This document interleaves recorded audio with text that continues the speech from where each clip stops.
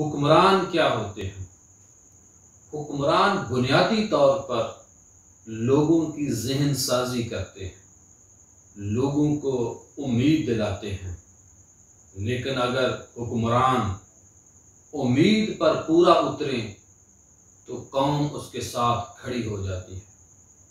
लेकिन जब हुक्मरान बड़ी बड़ी उम्मीदें देकर अवाम को तन्हा छोड़ दें तो फिर मसाइल पैदा होते हैं।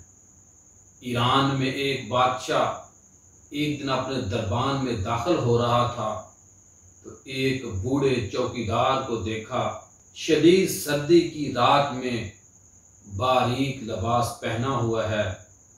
बादशाह ने अपनी सवारी को रोका, दरबान से पूछा, ये आपने बारीक लिबास क्यों पहना है? चौकीदार ने वही कहा जो आजकल हमारे चौकीदारों को मसाइल हैं कि हालात इजाज़त नहीं देते।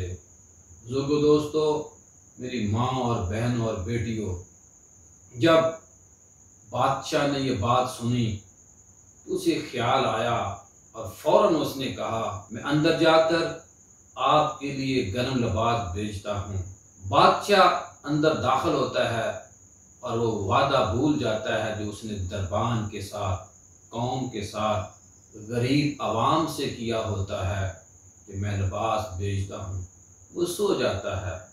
सुबह जब बादशाह बाहर निकलता है, उसे याद आती है तो शदीद सर्दी के आलम में वो जो दरबान होता है, वो चौकीदार होता है, जो आवाम होती है जिसको उसने उम्मीद दिलाई थी, उसकी लाश पड़ी होती है और लाश के साथ एक रुका होता है कि ए बादशाह, कई रातें हो गई मुझे इसी बारीक लिबास के अंदर, मुझे मौत नहीं आई थी, लेकिन आज रात जो तूने मुझे उम्मीद दिलाई थी, उस उम्मीद दिलाने की वजह से मेरे अंदर ये एहसास पैदा हुआ कि अब थोड़े ही वक्त में गर्म लिबास मिल जाएगा और मेरी सर्दी ख़त्म हो जाएगी।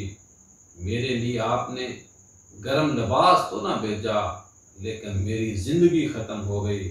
अल्लाह हाफिज़। इस बात से हमें क्या सबक सीखना चाहिए कि हुक्मरान हो, कोई घर का सरबराह हो, कोई चौकीदार को उम्मीद ना दिलाए। सहारे इंसान को खोखला कर देते हैं। गैरों के ऊपर लगी हुई उम्मीदें जो हैं वो इंसान को कमज़ोर कर देती हैं। सबक क्या है इस बात के अंदर कि अपनी ताकत से जीना शुरू करें। आइए बैसाखियाँ फेंकें, उम्मीदें ख़त्म कर दें और अपनी ज़िंदगी का आगाज़ करें।